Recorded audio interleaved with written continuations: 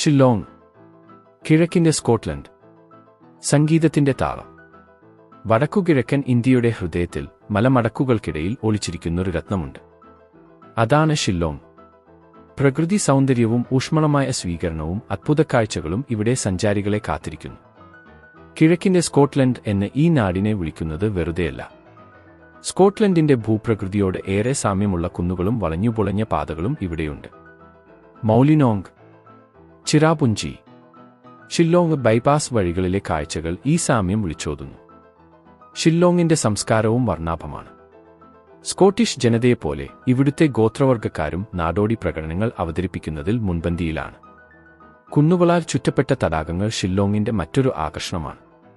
അതിലൊന്നാണ് 221 ചതുരശ്ര കിലോമീറ്ററിൽ വ്യാപിച്ചുകിടക്കുന്ന ഉമിയാം തടാകം. കണ്ണീരിൽ നിന്നാണ് ഈ തടാകം രൂപം കൊണ്ടതെന്ന മനോഹരമായൊരു കഥയും ഇവിടെയുണ്ട്. 1960കളിൽ ഉമിയാം നദിയിൽ നിർമ്മിച്ച ഇത് ബർമുഡ ട്രയാങ്കിളിനേക്കാൾ വലുതാണെന്ന് പറയപ്പെടുന്നു. ജീവിതത്തെ ആഘോഷമാക്കുന്ന ഒരു ജനതയാണ് ഷില്ലോങ്ങിലുള്ളത്. ഉറങ്ങാൻ സമയമില്ലാതെ ഓരോ നിമിഷവും സന്തോഷത്തോടെ ജീവിക്കുന്ന ഇവർ റോക്ക് ക്യാപിറ്റൽ ഓഫ് ഇന്ത്യ എന്ന പേരിൽ അറിയപ്പെടുന്നു.